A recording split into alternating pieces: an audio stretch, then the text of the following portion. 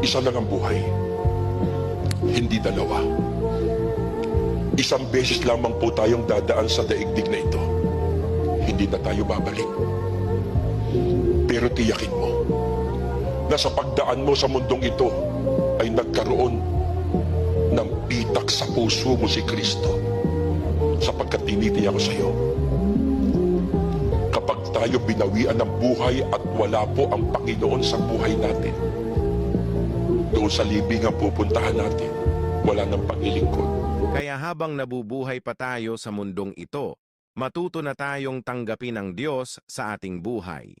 Tandaan mo, ang buhay sa daigdig ay pansamantala lang. Sinusubok lang tayo ng Diyos sa mundong ito para maging handa na tayo sa pangalawang buhay na walang hanggan.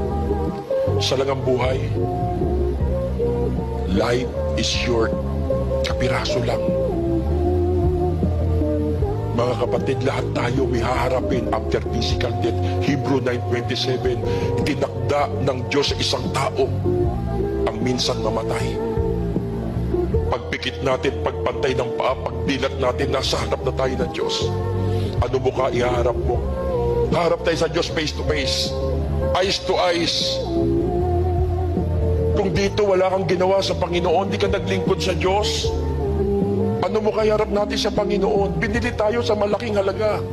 Mga kaibigan, iisa lang ang buhay natin.